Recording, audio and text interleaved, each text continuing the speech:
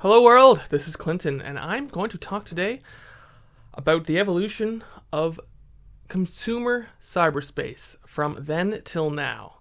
And by then, I mean a long time ago. Let's start now. For most people, the internet is a place of commerce and a place of reaching your friends, social media, and all the companies which provide you services. How do you learn about those companies? Ads. They buy ads on social media. They buy ads on billboards. They buy ads on television. The things you can do with your phone, with your smartphone, are all things brought to you by companies called startups, which, have a great idea for an app or a service to sell you, right? Some entrepreneur starts up a thing. That's just the basic consumer digital world today. It's been that way for about 10 years. We tried this before. In the 90s, there was a business boom on the internet. I remember as a kid, the concept of buying pets over the internet was really funny. Lots of jokes were made about that, right? It's like, it shows up in a box 3 weeks later, right? I'm like, oh, look, I got you a doggy. Yeah, and then this thing happened called the .com bubble bursting, and all these companies went out of business. Like, there were some survivors, like eBay, but for the most part, everything went out of business because you couldn't really make money on the internet. I guess not enough people had computers and wanted to sit at their desk and buy stuff that way and shop through a screen. And there wasn't any of these advertising, data collecting based revenue models like we have today. But from that time, I think the biggest change that's happened is the move from dial-up to broadband. Because what that has done is allowed computers as a medium, or as Alan Kay calls them, a meta medium. I think Neil Postman also. Computers can do anything, limited only really by the ingenuity of the interface to be able to deliver that experience through a screen. And dial-up internet wasn't good for much more than, words, lots of words, typing. I grew up on dial-up. Lots of long-ass discussions and sending some pictures. And maybe if you waited a really long time, downloading movies, stuff like that. But with broadband internet, which means high-speed, fast internet, cable internet, DSL, or even your data network on your phone, now you can get video. You can send video. You can stream movies and songs and music and television and stuff like that, which means that all of the media, which used to exist in an analog form, has come into the digital world, and we're gonna tear that apart. But a point that I've been that I'd really like to make clear is the notion that was developed by Marshall McLuhan, that the medium is the message. What that means is when you're looking at the content of a medium, so when you're looking at the information a medium is showing you, you may not be paying attention to, or may not even have the prerequisite literacy necessary to be able to understand the delivery mechanism for that content, right? You can read a book if you know how to read, but you might not know how books are made. You might not know how to make one. That's a totally different ballgame. Children watch TV shows. How many of them you think could produce a television show without lots of trial and error and learning how to, write a script and write the production of media is a whole different ballgame from its consumption. And media literacy means the ability to move your conscious attention from the content of a media to an understanding just of the whole total environment of how this content got in front of your face based on how the media works, how you happen to be watching that at the time compared to all the other things you could be watching at, just a general actual understanding of how the world works and how it delivers you stuff every day in a mediated form, which has only existed for a couple hundred years. First time, we're thinking big here. We're thinking historical. Printing press was invented about 500 years ago, and then America was founded. Now, an excellent Neil Postman really summarizes this stuff very well. So far, I've read his book, Amusing Ourselves to Death, and The Disappearance of Childhood, those two books, and now I'm working on Bridge to the 18th Century, which is all about him dismantling postmodernism. Very relevant today.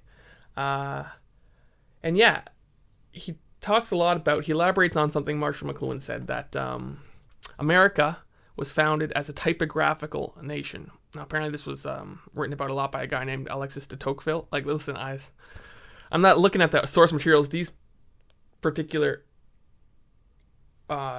intellectuals looked at. I actually just take their word for it, right? Standing on the shoulders of giants here. So according to Marshall McLuhan and Neil Postman, America was founded on typography. Lots of people could read. Abraham Lincoln could give a big long speech and every sentence would have 40 words in it with 6 clauses, and everyone, right, like people spoke in big, long, complicated sentences. Because if you were going to bury your book in something, or your face into something, you only had books. That was it. And then, around the 1850s, telegraphy was created. Now, telegraphy, boop, boop, boop, boop, boop, boop, boop, that stuff, you need to keep it short. Think about that. You need to keep it short. You're charged by the word, right? So if you wanted to tell someone something, you had to keep it really tight. No space for big, long orations, right? And then you had photography was invented around that time and popularized. Now images could spread, right? They say a picture's worth 1,000 words. Well, words can say anything, but a photograph, can only capture a still slice of something real that is for itself, concretely. You can see it, right? It's totally different than words, which can capture concepts. You had the telephone, you had audio recording, you had radio, and you had modern newspapers, and right up to about 1900. And by modern newspapers, I mean newspapers with headlines, short, attention-grabbing headlines, right? Again, we're talking about information becoming shorter, snippier, faster. You had photo magazines of mostly pictures, right? Modern newspapers integrated photographs into them as well. And right about this time is where advertising, according to Marshall McLuhan, this is The Mechanical Bride. You see, this book came out like 60 years ago, and it starts with modern newspapers and their snippiness, right? And how advertisements, this is a book about advertisements, light bulbs and whiskey, right? How advertisements use the medium of modern newspapers and photo magazines to present content to the reader, but also as a medium,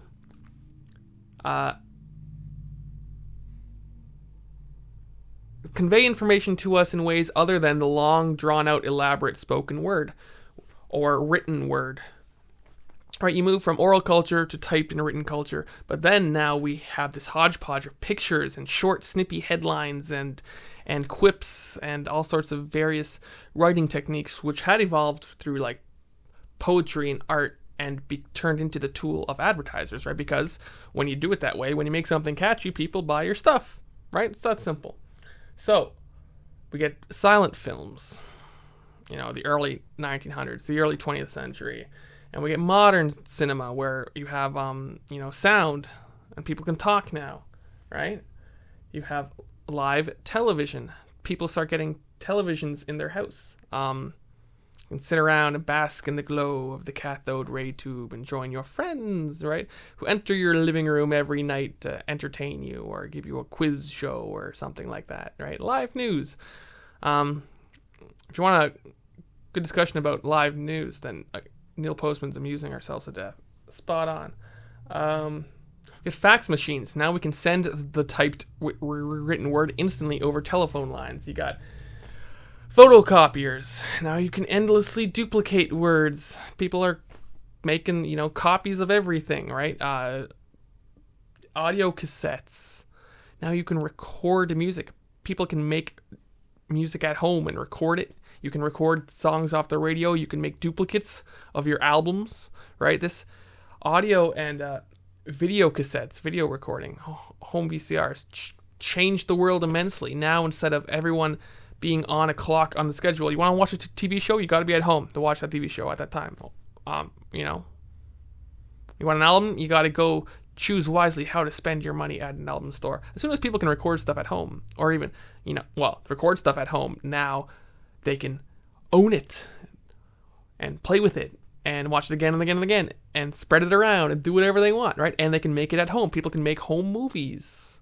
People can record anything, right? And then you get pagers and cell phones. Now people can leave the house, be disconnected from where, their home or their business, and still be in contact all the time. This is the world of analog technology. And all of these mediums had an effect on people's senses and how they thought, whether they were more, television doesn't challenge you the way a book does. You don't need a dictionary to learn how to read a scene or a sequence of images on a television, right? Television isn't often used for big, long dialogues of someone just sitting there like a talking head talking for 20, 40 minutes, 2 hours. It wasn't often used for a lecture, right?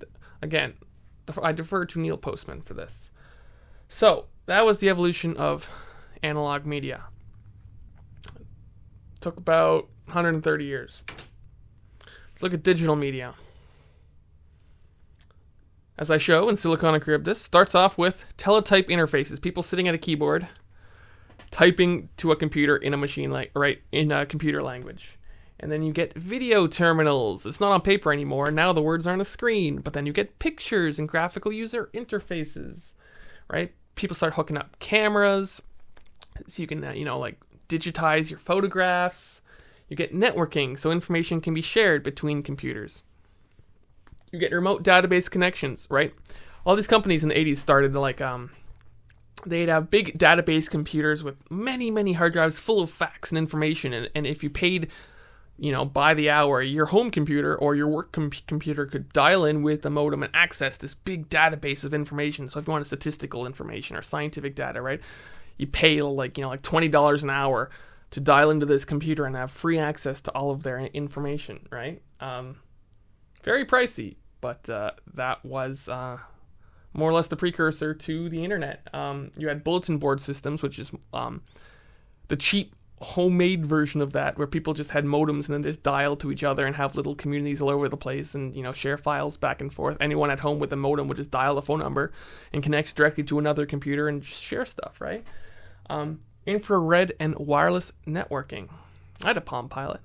It had a little infrared transmitter on it, and I would stand there with people and share files back and forth, like two people pointing a TV remote at each other, right? But then, wireless networking and even satellite networking, created a wireless modern day infrastructure. You had MIDI and digital audio. MIDI and digital audio recording. But in the 80s, music started to be, produced on computers. And you had digital synthesizers, right? Hypermedia, extremely important. I'm going into this in my other series, Silicon and Charybdis, but this is like the modern day equivalent of the newspaper, right? Hypermedia, you got words mixed in with pictures, and it's hyper, which means you can click on things. It's like a modern day index of a book where you just have to look at the index and poke a thing and it flips to the page for you, right? Hypermedia is basically what ended up being the core technology of the World Wide Web.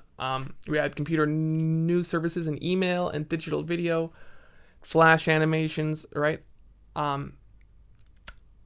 Webcams were extremely important. Now video could be, recorded kind of like this, and people could put their faces directly on the computer and communicate over the internet that way. Greatly increased, the value of that increases with broadband internet, and virtually limitless storage means more and more things can just be kept online and stored online, right? Some people have their entire, photo albums on a social media website. Maybe they didn't even save it on their phone, right? They just keep uploading it and moving on.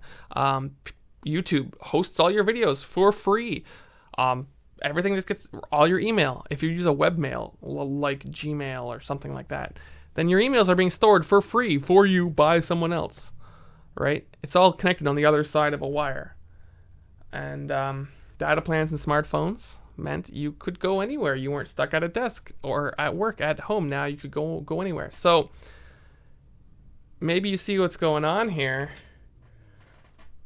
Digital recapitulates analog. So in the past 50 years, less than that, we basically did a quick rerun of the evolution of media in analog within the digital computerized domain accessed through interface of screens and keyboards and mouse and touch screens. So it's like we did all these things over a course of 150 years, like with real actual objects. And then we did them again with virtual objects, mediating our emotions through a level of metaphors within something we call a cyberspace. So we got to look at how media affects us in their analog form. And so then we got to look at how computers themselves affect us, just as a medium in and of themselves. So in the analog world, we had, people standing on a stage giving a speech. Or we had people reading books, right, for hundreds of years. Well, the speech has been going along a lot longer, right?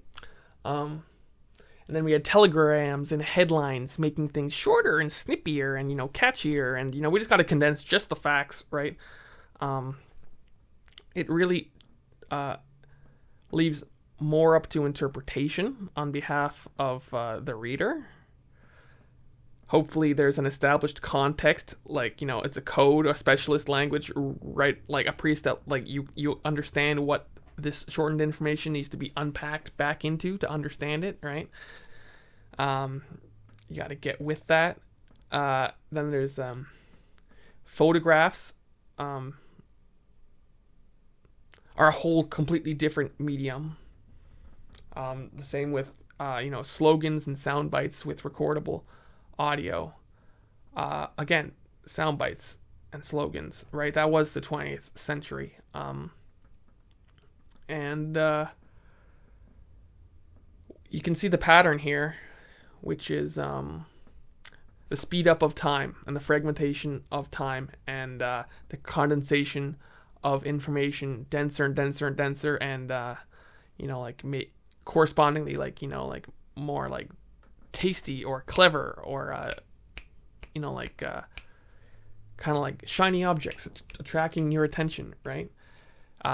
That is the mediated state, the super sensual stimulated state of someone who has to jump from all these dense nuggets of information is a lot different than, as Neil Postman writes about, people showing up for 6-hour lectures or sermons or sitting or think about people sitting around a campfire retelling their oral history for 6 hours, right? When you don't have all this media at your disposal to make sure you're never bored, instead you end up just getting like burned out like a 60s hippie, right? So column B, we got the digital equivalents, computer languages. Well, there's some short terms in that. But, you had to program a computer to do everything back in, the 50s and 60s, right? And they took forever. It was a big, long, protracted, laborious process.